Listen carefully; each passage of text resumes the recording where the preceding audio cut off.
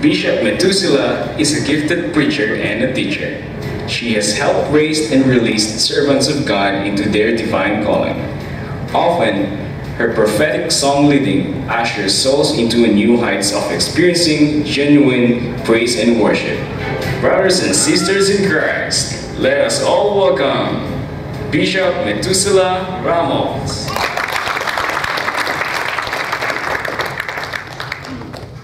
Praise God.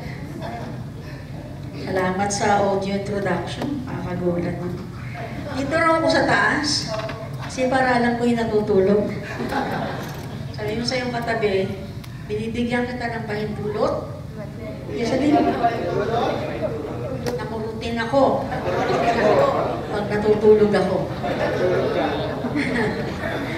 First, I'd like to thank the couples, Pastor and Pastora, Ms. Calzota, for allowing me again to come and share the message of God.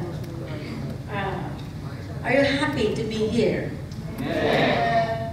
Gusto ko po, pag nangangaral ako, may response. Malakas ba? Amen. Yun. Yung alive na alive tayo. At hindi po kaila sa ating lahat na si Bishop Ramos ay uwi na. Kaya sabi ko, Lord, the gospel must go on. Kahit nawala na, hindi ako nasira ng loob, I still have to continue the ministry. Which is, you know, it doubled. It doubled. Hallelujah, talagang dumami, lalong lumago. Praise the Lord. Kaya lahat tayo ay kinakailangan sa huling panahon gumagalaw. Amen po ba? Now come on, I would like to have this message this afternoon. Like, I want you to open your Bibles to the book of Matthew.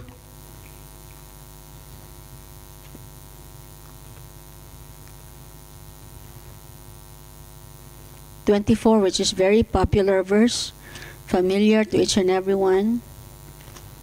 Gusto ko pong mag-share nung aking pong mandate na binigay ng Panginoon sa akin 2 years ago. Ang sabi rito, Matthew 24:14 is it? And the gospel of the kingdom will be preached into the whole world as a testimony to all nations, and then the end will come. And over to like Romans 11:25.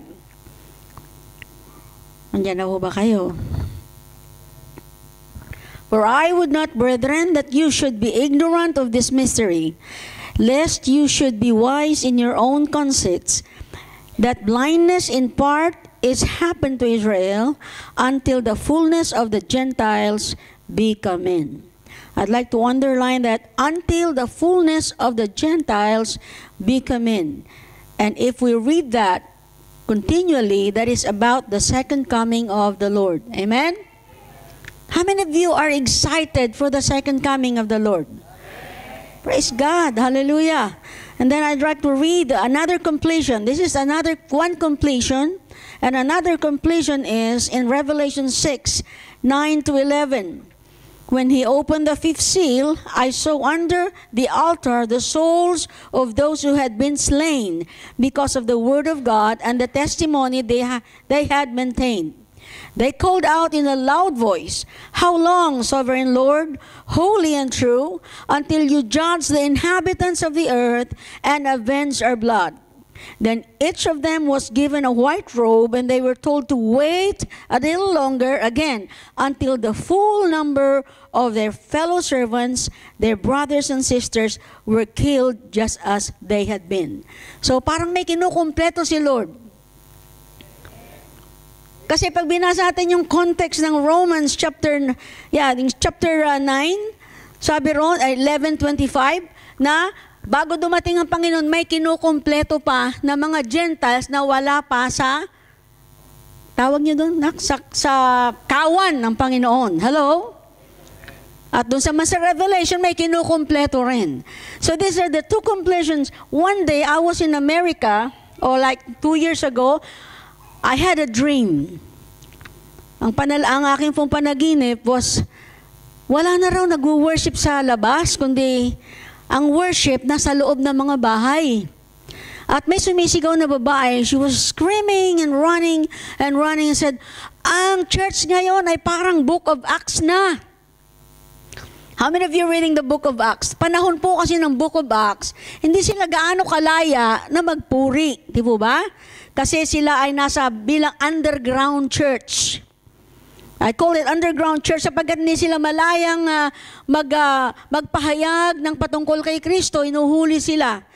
So, mami, darating ba yan? Darating din ba yan sa atin ngayon? Yes, it will come to pass. Like for instance, in China, hindi na pwedeng magpuri dun sa labas.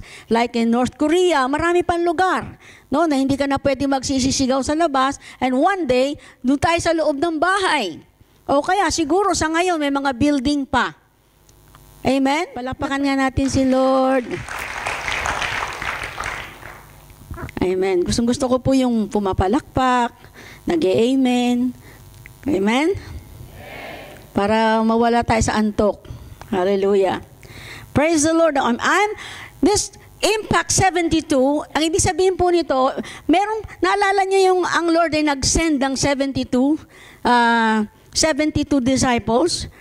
On other translation is 70. Pero I chose the 72 kasi binasa ko talaga, inaral ko, and there are 2 more disciples that were added to them nung ang Panginoon ay nagmamandate sa kanila.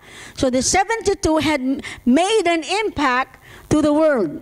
Sila po yung noon ay nangaral sa Panginoon. Bakit ba dumating sa akin tong burden na to? Kasi listen to me, the last command of Jesus Christ. Did you hear me? It is the last command.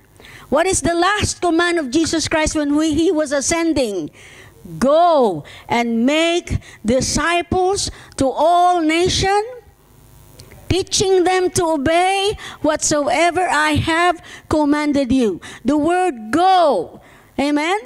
Hello? Amen. Yun po yung last command ng Panginoon na inimpress sa akin ng Panginoon na anak, kung pinrepare ni John the Baptist ang pagpunta ko noon, first coming, ngayon kayo naman ang mag-prepare sa aking huling pagbabalik.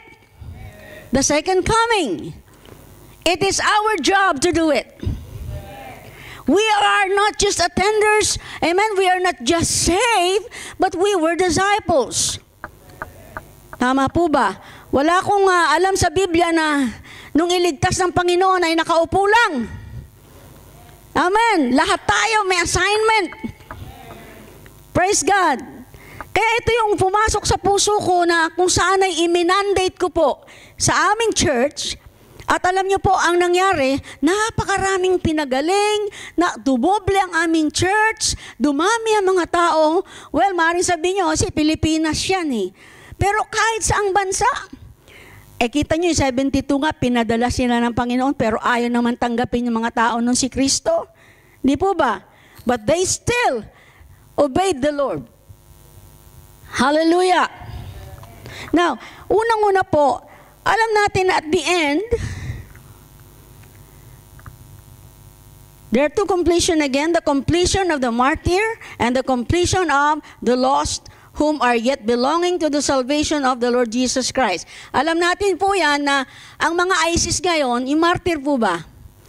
Alam niyo yung mga ISIS, sino nakintindi ng ISIS? Yun yung mga nag-i-slay ngayon na pumapatay. Pasalamat tayo dahil wala tayo doon sa Middle East. Hanggang Europe ngayon. Pero doon, dito sa Pilipinas, meron na rin pong ISIS. At wala pong gusto yung mga yan, kundi awayin, patayin ang mga Kristiyano. May mga bansa pa rin, katulad ng Singapore, na maayos pa. Amen po ba? Pero pag pumunta ka ngayon sa Syria, wasak-wasak na po. Meron nga testimony na nandun sila sa Iraq, pero may part doon na Nineveh, ang pangalan ng maliit na lugar na yon, which is, mahal na mahal nila si Lord, nagsasamba sila. Ang laki na ng kanilang sanctuary doon, ang laki na ng kanilang lugar. Sinugod sila ng ISIS. At ang sabi sa kanila, kung di nyo i-renounce yan, papatayin namin kayo ngayon. Pagbalik namin, wala na kayo dito, wala na to, pasasabugin namin to. Umiyak sila, sabi nila, mamatay na lang kami. Ito yung po yung mga remnant ni Jonah nung siya po ay nangangaral. So, salamat tayo dahil bumalik sila Sabi niya, sige, magpapakonvert na kami sa ISIS. Pero sabi niya, bago kami umalis, sabi niya, ihanda mo yung anak mo kasi may anak na babae, napakaganda. Ihanda mo yung anak mo dahil kukunin namin. Isasama namin para i-train. Doon na siya umiyak. Sabi niya, Panginoon, kaya ko na maipagpalit na ang lahat. Hindi kita ipagpapalit, sabi naman nung pare, nung parang priest. Ang ginawa po nila, tumakas po sila ng hating gabi hanggang sa napasama sila sa mga refugees dun sa border ng Europe kung saan yung border nila, Pastor. Nakalimutan ko lang yung place. Anyway, kinukumpleto ni Lord ang lahat ng nai-slain ngayon. Amen? At kinukumpleto niya rin yung lost souls. And I advise everyone to be a part of this. Kasi ito na yung last commanda. Kumbaga, malay mo, nanay mo na lang pala yung wala. Amen? Malay mo, yung friend mo pala, naghihintay na lang ng share mo. Now, this kind of mandate is so powerful that today, we will commission you about this. Are you ready for that? Sabi ko, yung Impact 72, mga kapatid, ay hindi po nangangahulugang maapektuhan ng trabaho mo, whether you like it or not. In these last days, God will send souls to you. Are you with me? Even if you're at work, at school, wherever you are, you will encounter them because this is a mandate of God that you will encounter the lost souls. Hindi problema yung sabi mo, may trabaho ako, pastor, paano ba yan? Bayaan mo na lang sila. Hindi. Meron tayong responsibility. Nung naging Kristiyano po tayo, anong responsibility natin? Di ba kaluluwa? Alam niyo kung bakit mahalaga ang kaluluwa, the value of man? Siya lang ang may eternal life. Do you know that? Siya lang ang may eternal life. Lahat ng pusa, aso, puno, lahat yan mawawala lahat. Pero ang tao, dalawa lang ang kanyang pupuntahan. It's either hell or heaven. Correct? Ngayon, anong responsibility natin doon? Maagaw yung tao papunta sa impyerno. Sabi mo, wala akong pakialam doon, mga salbahe yan eh. Well, I don't care about that anyway. It is a mandate for us to obey. Whether they will receive the Lord or not, ginawa mo yung part mo. Ang hirap pagdating ng Panginoon sabihin, anong nadala mo? Pinagtiwalaan ka kahit isang kaluluwa, hindi mo nagawa. Alam niyo po ba na may reward tayo pagdating ni Lord? Salvation is free. It has nothing to do with reward. But your works have something to do with your reward. Did you understand po? Kaya kinakailangan mag-ipon tayo ng reward natin. Hallelujah! Amen. Say amen. Amen. Hallelujah! Amen. Now, what is the impact or significance or the requirement of the Lord why the 72 disciples whom He sent such a strong power? He gave power to these disciples and sabi niya, you will drive out demons. You will heal the sick. Amen? Ano pa, maraming anointing na receive sila. And when they came back, sabi nila, Lord, pati mga demonyo subject sa iyong pangalan. When they came back, so si Lord, sayang-saya. Tama po? May kausap ba ako? Siyempre si Pastor, amen ng amen yung anak ko Amen po. Lord, ang saya-saya nila kasi dumating sila, Panginoon, pati mga demonyo ay subject sa iyong pangalan. Sabi ng Panginoon, huwag kayo mag-rejoice dahil ang demonyo ay subject sa pangalan ko, kundi mag-rejoice kayo dahil ang pangalan ninyo ay nakasulat na sa aklat na nasa langit. Yes! Do you believe that? If you belong to the disciples of Jesus Christ, if you belong to Him, believe that your name is written already in the book of life. And that if you're going to do this mandate, mga kapatid, maniwala po kayo sa akin, hindi mawawala ng kabuluhan ang gagawin ninyo. You see, kulang ang lugar na to Bilangin mo, isa-isa na lang kayo, madala ang isa. Hindi nakakasya. Eh, yun po yung ginagawa namin ngayon. Kaya meron kaming 54 cell groups, 4 community church, doon lang po sa mother church. Aside from all the churches that we planted all over the Philippines and some abroad. Kasi concerned kami sa bagay na to. Amen po ba? Now, firstly, they are sent. How many would you like to be sent? Sinong gusto na, Panginoon, ako rin isend mo kahit isang kaluluwa? Taas mo ang kamay mo, sige nga. Parang imposible sa'yo kasi nagtatrabaho ka eh. Di ba? Parang ang hirap gawin. Pero tingnan mo, alam mo, pag kinumission kayo ni pastor dito, kahit ayaw nyo at gusto nyo, makaka-encounter kayo ng kaluluwa. Naniniwala po ba kayo? Ito po kasi yung mandate sa last days. Ito yung commission sa last days. We should not ignore this. Church, come on. Amen? If you want to belong to Jesus Christ, if you want to be called a disciple, you should be doing something. At least naman, di ba? Isang araw, darating si Lord, ang reward natin marami. Amen po ba? Pero kung wala kang ginawa sa kaharian ng Panginoon, anong reward mo? Sabihin sa'yo, anak, pinagtiwalaan lang kita ng isa na nga lang. Remember that story? 5, binigyan niya ng 5. Lord, tumubo ng 5. Sabi ni Lord, wow. Sabi ng Panginoon, welcome. Enter to my joy. Remember that story? That parable? Sabi niya, and then, yung 4, Lord, lumoble yung binigay mong 4, naging 8. Welcome. Isa lang din ang welcome ni Lord. Enter. Well done, thou good and faithful servant. Yun ang welcome niya rin. Bumalik yung 2. Sabi niya, Lord, yung 2. Tumubo ng 2. Kasi depende sa kapasidad eh. Tama po ba? Depende sa ability ng mga Kristiyano. Lord, yung 2. Dumoble, naging 4. Welcome, thou good and faithful servant. Madalit salita, kailangan tayong gumagawa at iisa lang ang welcome ni Lord, good and faithful. Bakit? Kahit 2 lang, kung yun lang ang kaya mo, gumagawa ka sa Panginoon. Pasasaan ba naman eh? Bakit ginawa yung mga technology na yan? Hindi tayo makagawa kay Lord. Eh nung araw, wala yan. Imagine mo sila Pablo, naglalakad. Ilang araw, naglalakad. Maglalayag sa barko, ilang araw. Eh ngayon, may kotse tayo, meron tayong telephone, may text, may Viber pa. Ano pa? Meron pa tayong WhatsApp, meron pang Messenger. Wow, wala tayong kakatwiran. Eh yung isa, sabi nung isa, natakot ako Lord eh. Sabi niya kasi, nire-rip mo ang di mo pinagtrabahuan. Ito yung mga taong tamad. Na pag nakagawa kay Lord, gusto nila mag-glory to me. Did you get me? Magkaroon sila sa kanilang recognition. Sabi ng Panginoon, masamang alipin. Gusto mo pala na ayaw mo palang sa akin maibigay ang papuri. Talaga namang sa akin ang papuri. Parang ganun yung conversation nila. Ikaw masamang alipin. Yung binigay ko, kunin mo. At kung ano pa yung meron siya, kunin mo pa. Understand po? Kung ano yung meron siya, kunin mo pa. Sabi ng Panginoon.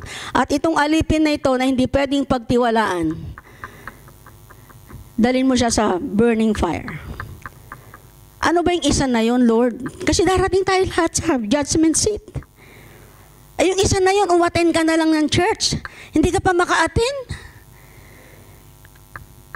Sabi ni Lord, sana nilagay mo na lang sa bangko para tumutubo. Ibig sabihin, binigay mo na lang sana sa iba para tumutubo. Isa na lang yung binibigay sa yung ability ng Panginoon, hindi pa pinagtiwalaan tayo. Kaya, di ba, sabi niya, masamang alipin, bad servant.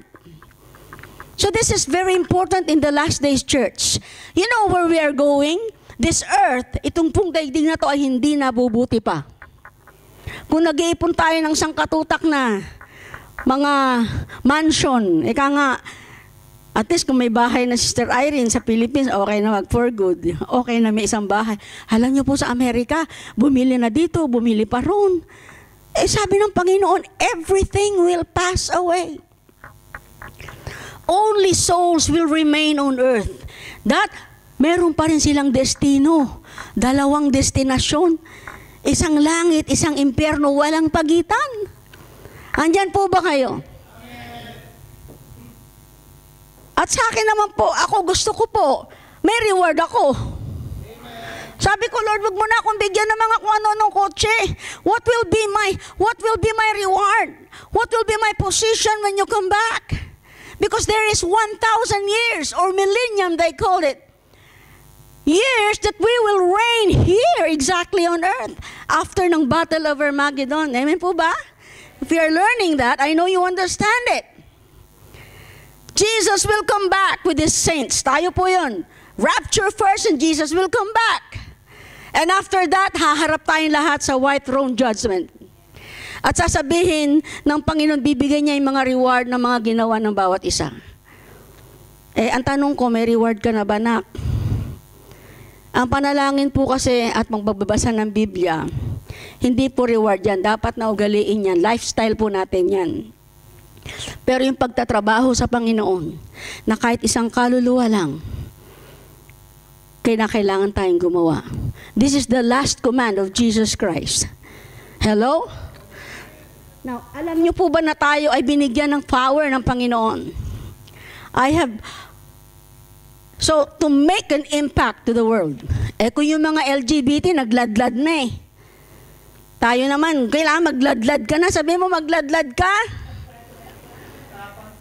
Ang tapang nilang magladlad, pinaglalaban ng kanilang lesbianism and pagkabaklaan. Ngayon wow, grabe itong Amerika eh.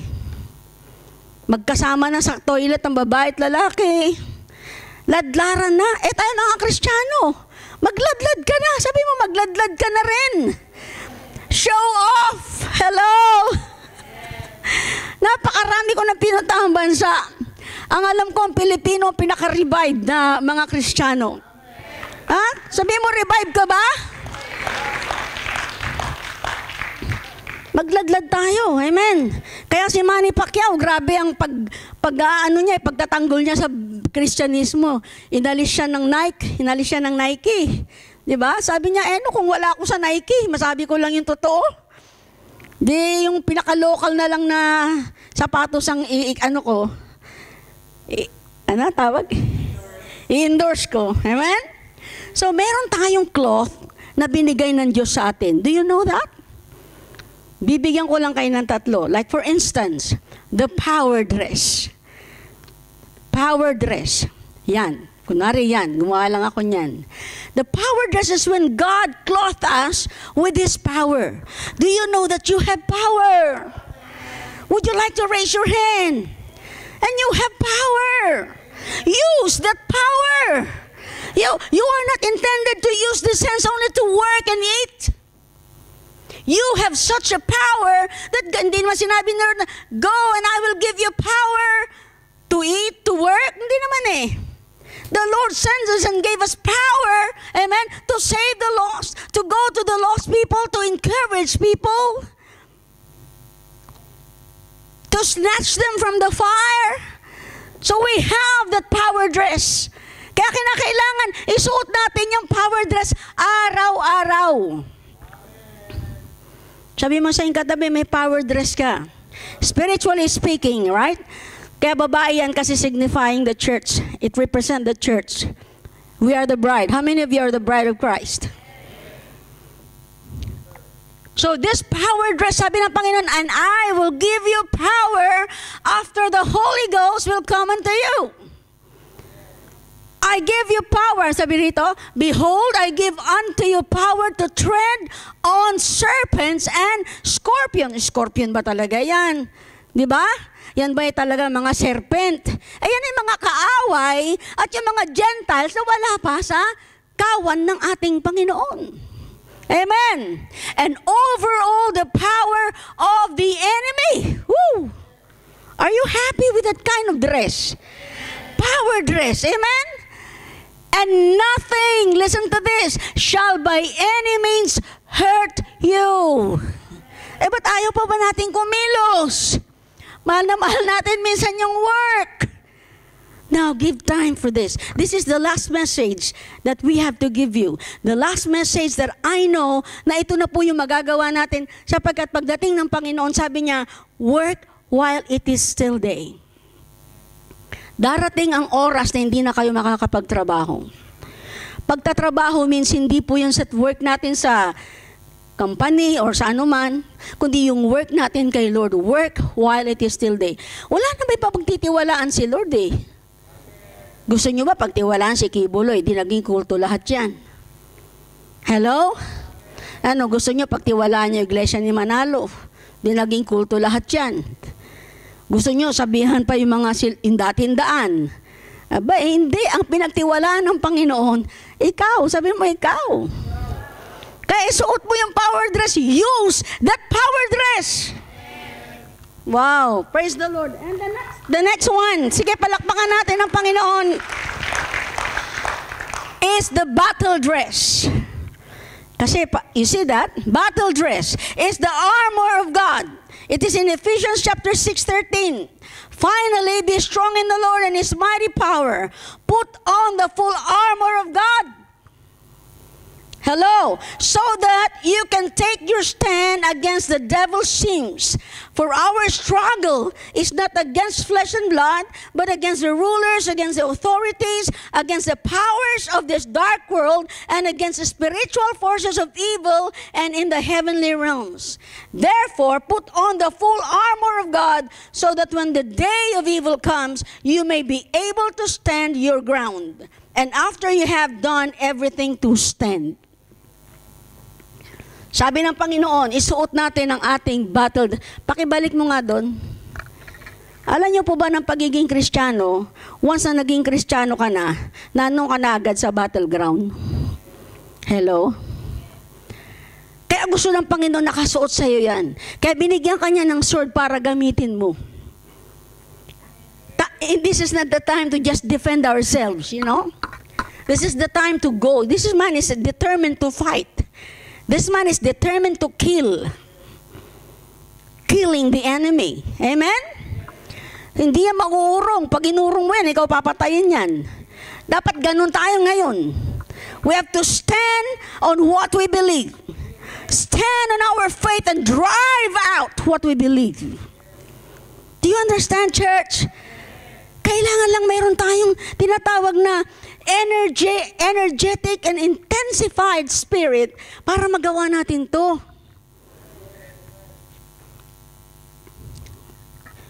Sorry po, pero talagang nadidiscern ko. Maraming Kristiyano na, if it's not in this church, somewhere, I don't know, but there are those who are already contented of what they are.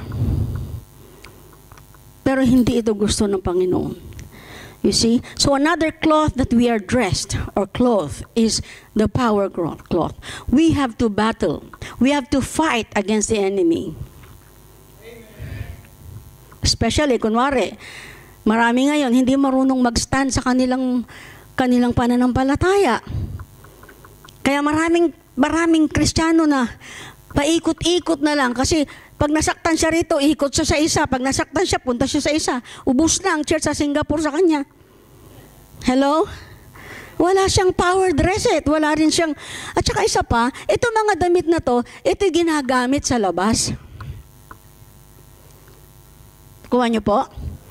Hindi ito ginagamit sa loob. Hindi na ito panahon na tayong nagpapaligsahan, tayo nagpapasikatan. Bagamat wala naman dito yun kay Pastor Jay, pero some churches, they wear that inside the church. That's why mostly division comes from within the church. Bakit? Mas matapang ako sa'yo. Ako naman, mas maganda yung damit ko. Meaning to say, mas mataas ang katungkulan ko sa'yo. Kaya ako naman, dikit ako kay Pastor. Doon nagpapaligsahan eh. Doon nagpa-fashion show sa loob ng church. Sana naintindihan niyo po ako. Di ba? Kaya marami, split ang church. Nahahati dahil hindi nila alam isuot na panglabas yung mga suot na yan. Para yan sa enemy. Kaya hindi mo enemy yung katabi mo. Dapat mag-unite tayo para i-wear natin itong mga dress na to para sa labas. Siguro kailangan tayo maging alive na alive. Itong panahon na to, this is time for us to be revived. This is the time for us. Why? Darating ang panahon, hindi na tayo makakapagtrabaho. Magsisisi tayo, ba't ako walang ginawa, Lord? Sabi nga ni Bishop, isang araw, haharap tayo sa Panginoon.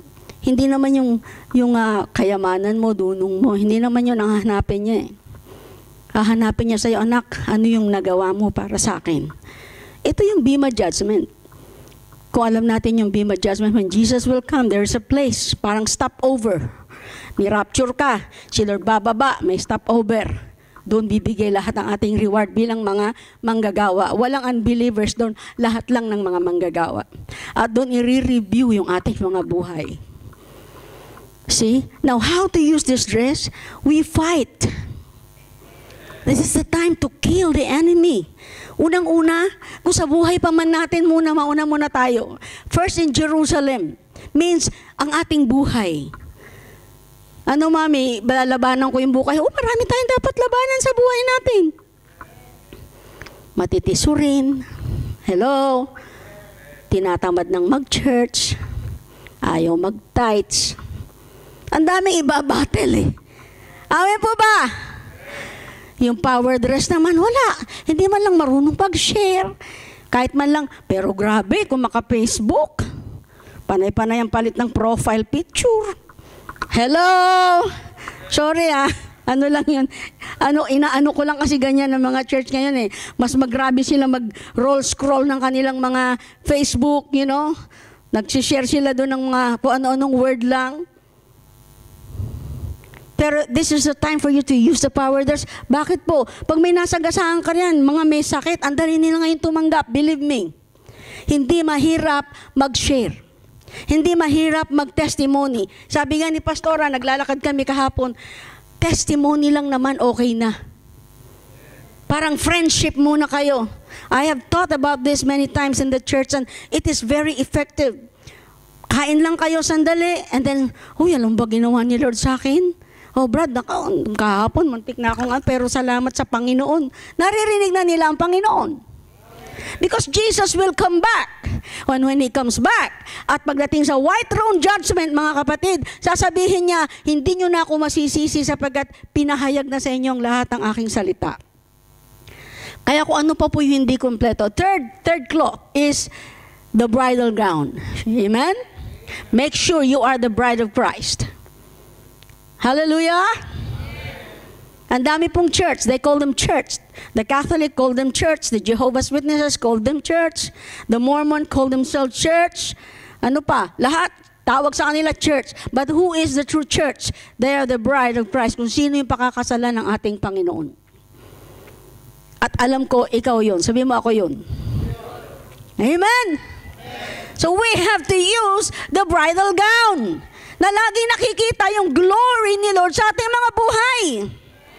Ay, yung glory ng Panginoon po, masaya. It is unexplainable po. Ang glory ng Diyos, makikita sa buhay natin. Doon i-display natin sa labas. Sabi nila, bakit yung taong yan? Ang hina na sweldo pero laging masaya. Di ba? Ang daming sinusuportahan niyan sa Pilipinas pero parang hindi napapagod. Wow! Amen po! Bakit yan? Tinaasan ng sweldo, pinaburan na naman. May favor na naman kay Lord. Paano naman? Suot niya yung 3. Hello? May power na, pinagtatanggol pa ang pananampalataya, lumalaban, amen? Pagkatapos yung glory ng Panginoon nakasuot pa sa kanya. Pero ito lang yung bilin ko. Unang-una sa lahat, sa sarili muna natin. Let's just check ourselves. Lord, meron ba akong ginagamit ko ba? You have already given power. Sabi ni Lord, all authority has been given to me. Therefore, hallelujah, yung maganda ron eh. Ha? Amen? Kaya nga, go and make disciples. Big sabihin nun, meron kang power. And at the end of that sentence, it says, and I will be with you even to the end of the age. Nababasa ba natin yun? Ako po, mula nung na-born again, mula nung gamitin ni Lord, yung excitement ko noon, hanggang ngayon excitement ko, magsisi-61 na po ako, ganito pa rin ako ka-energetic. And no wonder na lahat ng pagpapala binigay ng Diyos sa amin. Mind you, church, na hindi lamang pera ang pagpapala. Kung pera lang ang hahangarin natin, tayo ang pinakakawawa sa lahat. Sabi ko, Lord, ayoko ng lahat ng yan. Alam ko hindi mo naman ako pababayaan because we have an automatic blessing from the Lord. I call that an open reward. Once you get born again, automatic na yung healing, joy, comfort. Automatic yan eh. Pero sa akin ngayon, ang pinag-iipunan ko, Panginoon, ano ang kalagayan ko pagdating mo? Mas mahaba pa yung buhay na 1,000 years, can you imagine? 1,000 years. Are you with me? Na kung dito ka lang sa Singapore nakarating sa Millennial Rainy Road, kahit sa ibang planeta, mararating mo. Nakuha nyo kasi meron kang glorified body. Hello? Kaya lang, kung wala man lang tayong naging reward, wala man lang tayong action sa Panginoon, sabihin ni Lord, dito ka na lang uli sa Singapore, nak. Kundi pa lumubog yung Singapore. O kaya uwi ka sa Pilipinas, doon ka na mag-aarte. Bakit, Lord? Isa lang binigay ko sa'yo, hindi mo wala pinalago. Minsan, inaantok ka pa sa church. Hello? Minsan, pupunta ka, gusto mo, madaliin na, gano'n ka ng gano'n sa relos mo, naiilang tuloy si pastor. Minsan, madali ka pang magtampo pag di ka nakamayan. Diba yan? Siguro, palagay ko itong 3 dress na to, tayo muna makompleto. Yung sarili ko muna, Lord. Ano ba ako, Panginoon? Pinagtatanggol ba kita? Nagsasalita ba ako patungkol sa iyo? Kahit kanino. Alam niyo itong commission na to, sabi ko po sa inyo, pag inuna muna natin yung sarili natin, chinek natin na pwedeng-pwede na tayo magpagamit kay Lord. Pwede naman talaga eh. Amen? Iko-commission ko kayo whether you like it or not. Sasabihin nyo. Sabi ni Pastor Jay, iko-commission namin kayo ngayong oras na to. Whether you like it or not, you will encounter souls. Ano po ba ang goal natin sa Impact 72? Para makumpleto na. O binasa ko sa Biblia, hindi po ako may sabi nun. Para magkaroon na ng fullness o full number of the Gentiles. Gentiles meaning unbelievers. Amen? Para makumpleto na at darating na ang Panginoon. Alam niyo bang malapit na pagdating ni Lord? Dumating na po yung mga pinanonood namin kanina, yung mga scientist, yung CERN, na gumawa sila ng mga bagay-bagay na nag-imbento sila para ma-destroy ang earth, which is all biblical. Yung pinakamalaki nilang ginawa is like a magnet that is very long and very strong and powerful na kayang humigop ng eroplano. No wonder nang nagtetest sila nito, nagpababa sila ng airplane, di ba nawala? Meron pa raw mga airplane na pinababa sila and they are so happy. These are scientists na kung saan sisirain ang whole universe. At malapit na po yan dumating. Kaya ngayon ang ating isipan, our goal today is it's not only we make it to heaven. Hindi lang para makarating ka sa langit, kundi meron kang award sa 1,000 years dito sa lupa. Sabihin ni Lord sa'yo, puro ka trabaho eh. Oras na ng pagsimba, halos, sige na nga. Kakahiya naman kay Pastora Dory pag di ako dumating. Di ba, mga ganong attitude. Alam niyo po yung church namin, ayan po yung mga elder ko, tsaka si Sister Irene, alam niya. Sabado pa lang ng gabi, excited na sa pagsimba. At lahat sila may patutuo. Na, Mami, may na-encounter ako sa jeep kanina. Maaaring sabihin nyo sa akin, iba po sa Singapore eh. Imposibleng wala ka na-encounter na tao. Ito pa yon. Ito pang isa. Ito pang Impact 72, yung mandate ng Panginoon na humayo tayo in this last days to complete the souls. Ito po, pag nag-share ka, it doesn't mean yung siniran mo pupunta doon sa church. Papalitan ni Lord yun ng souls. Kung ano yung sinow mo, tinanim mo souls, darating din sa church. Hindi naman lahat na pinapatanggap natin, pupunta yun sa church eh. What you sow, you will reap. Hindi nangangahulog ang mami. Sinampal nga ako nung isa eh. Ayaw eh. At least nag-share ka, you have done your part. This is what God requires. This is not just, please knock. No, this is a command. Are you with me, church? Mami, pagod na ako sa trabaho, plakda na pagdating ng hapon. Nasa work ka, may text ka, meron kang mga messages. May katabi ka, amen? May bakasyon ka na isang araw. Sister Irene told me a while ago, bakit ang dami-dami niyo? Sabi ko, kasi po lahat kami, mga leader namin gumagawa. May araw kami na nasa mga malls kami, mibigay kami ng trucks. 3,000 all Filipinos sa church nila. Pero hindi ko sinasabi, dito ka, this is where you belong. Are you with me, church? This is where you belong. Hindi ka ba, dito ka bibigyan ni Lord ng assignment. Huwag ka nang pupunta sa napakarami dahil marami na silang gagawa. Amen po ba? What matter is, you have done your part with this last command of the Lord. Yun yung impact, 72. Magkakaroon ka ng impact whether you like it or not. Pak! Marami po hindi impacto. Di ba? Walang ginawa eh. Mahal niya ba ako? Siguro sanay lang ako sa church ko na talagang ang saya-saya, alive na alive. Amen. Pero ngayon po, I encourage you tonight. Amen? Use these three kinds of dress. The power dress. Do you have power? Sabi mo sa katabi mo, I have power. Sabi ng Panginoon kay Moses, Moses, Lord, saan kami pupunta? Nandiyan na yung mga Egyptians. Malapit na sila. Pag tumingin sila, wala silang pupuntahan dagat. Sabi ng Panginoon, ano ba yung kamay mo? At ano yung nasa kamay mo? Alam niyo yung sword, binigyan tayo ng sword ng Panginoon? Which is the Word of God?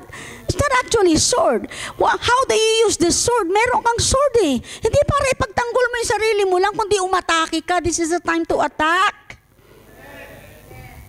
Do you know, how many of you would like to attack?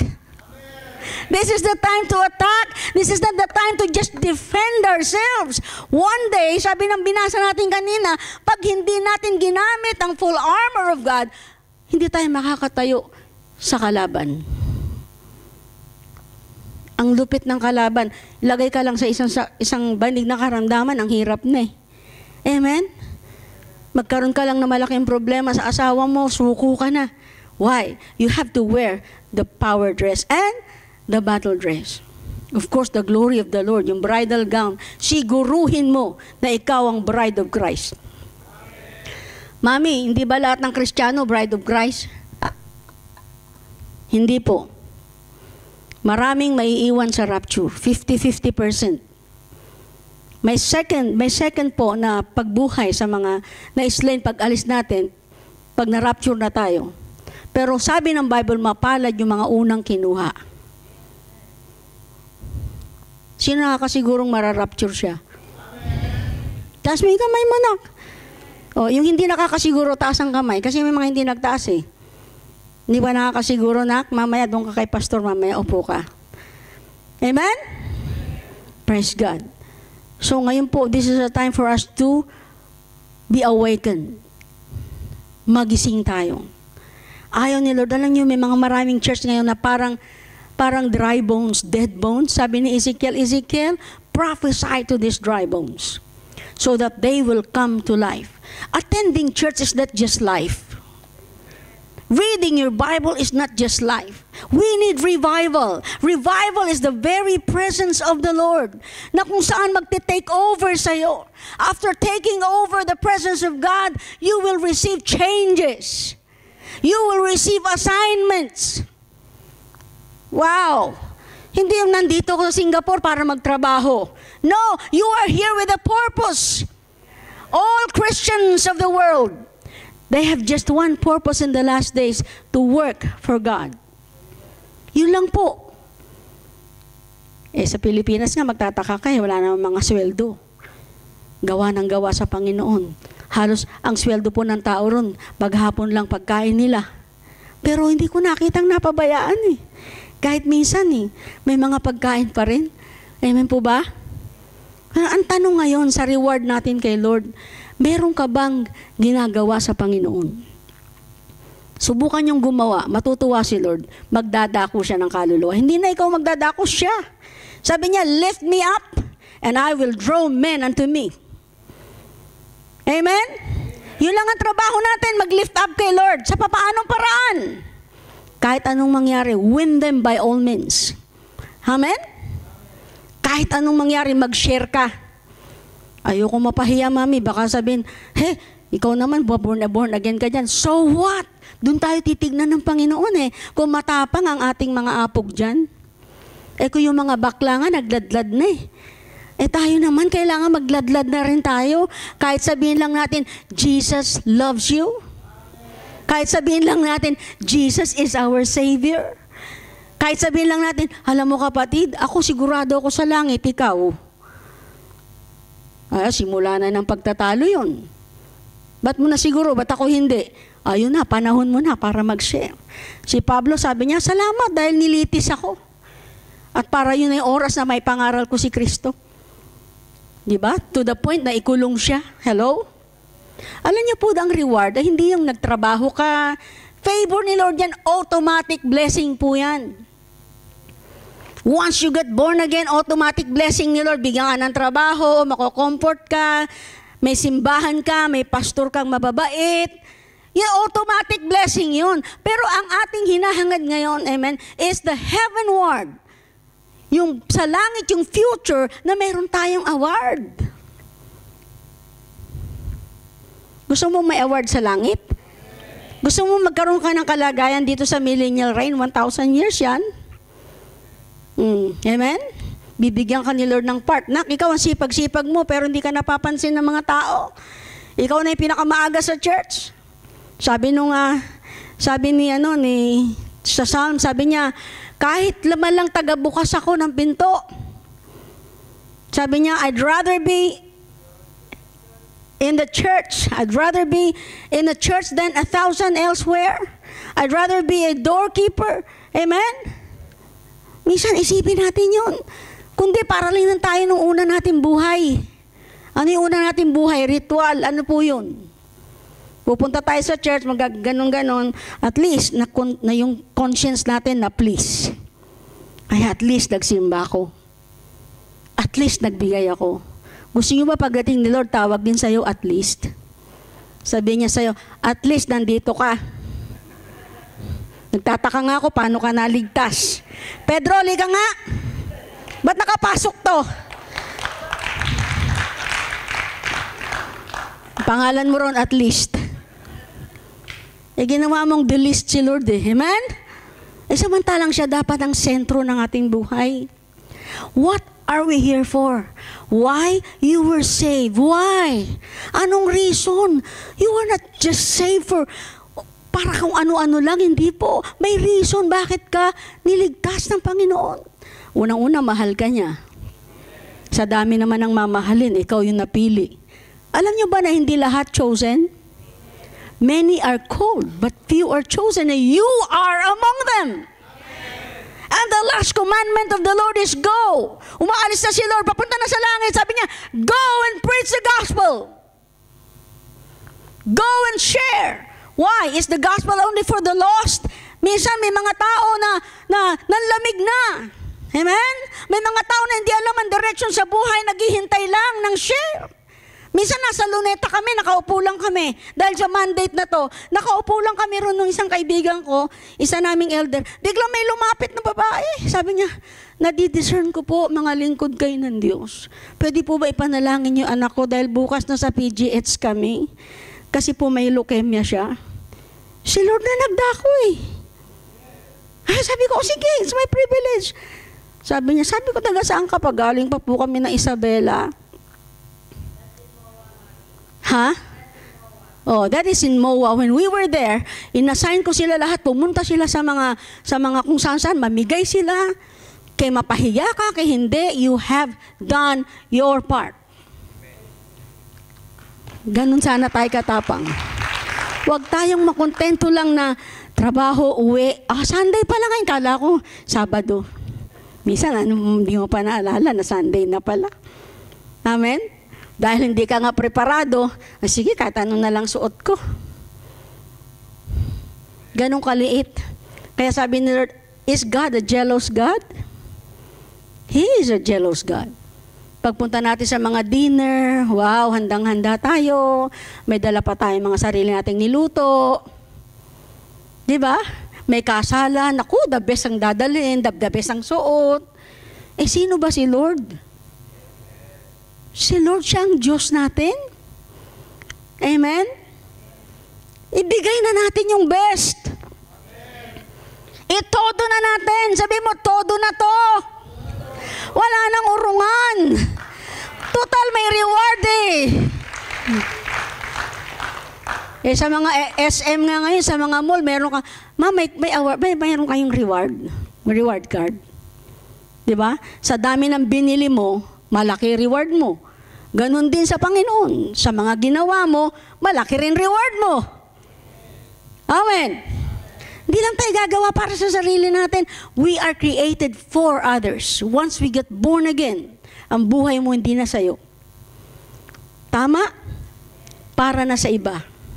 Huwag ka mag-alala sa sarili mo dahil meron kang 3 damit. Power, battle that you can defend, you can fight, you can kill your enemy, and the glory of God. Pag nasa iba naman ang glory ng Panginoon, sinong lalapit sa'yo? Kundi lalapit sila sa'yo kasi kita na yung glory. Ako po, makailang beses sa buong mundo po, pag pumupunta ako, I sense that, you can pray for me, and, ang dami-dami nilang sinasabi. Gusto ba natin yan?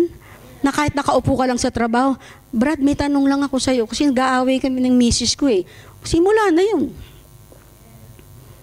Sister, alam ko sa church ka eh. Ano bang ganito ganun? Then you can start sharing. I tell you, whether they will receive or not, because from the beginning of time, sabi ng Romans, alam na ng Diyos yung Kanya. Alam niya na kung sino yung Kanya at hindi. Ang ginagawa lang natin, be a part of the completion para hindi siya matawag na injustice God. He is a just God. One day tatayo siya, hindi pwedeng, hindi mo narinig ang aking salita dahil lahat yan pinangaral sa inyo. Kaya ako'y matuwid na Diyos. So sa mga panahong ito, it's not late yet. This is a time for freedom. Alam mo ngayong huling panahon, revival ngayon. Revival means your spirit, amen? Your spirit is very energetic. You are intensified. You want to work for God, excited for God. Marami akong membro, may trabaho din eh. Want to subsuban nga yung mga trabaho nila. Pero pag dumadating, naku mami, yung isang sinirang ko doon eh, nagkaroon kami ng counseling, ganito, ganyan. Ano nangyari? Iyak po nang iyak, pinag-pray ko. Ang dali-dali. Napakahirap kaya sa huling panahon, hindi napakadali ng gospel sa last days. Kasi command ng Panginoon. At anong sabi niya? I am with you always, even to the end of the earth. I just want you to move. Mafe-feel natin to, maniwala kayo sa akin. I prophesy right now na itong lugar na to mapupuno. Mapupuno. Use this clothing na clean-off na sa atin ng Panginoon. Remember this, put this in mind. Sabihin nyo, may power pala ako. Ilagay mo nga sa isip mo, may power ka. At ilagay mo rin sa isip mo na dinadamitan ka ni Lord ng battle dress na hindi ka pwedeng galawin, ninuman. Nothing shall by any means hurt you because you are wearing the full armor of God. And the glory of the Lord, yung bridal gown, kahit sinong kaaway sabihin, wag natin galawin yan. Kasi ang kalaban natin, hindi naman tao eh. Kundi mga kaaway na nasa himpapawid. Tutuksoin ng tao, lalapit sila, aasarin tayo, bubulihin tayo. Pero pag nakita yung glory ng Panginoon, sabihin nila, hindi ka talo yan, naku mahirap na, baka tayong, amen? Kasi yung glory ni Lord nandyan.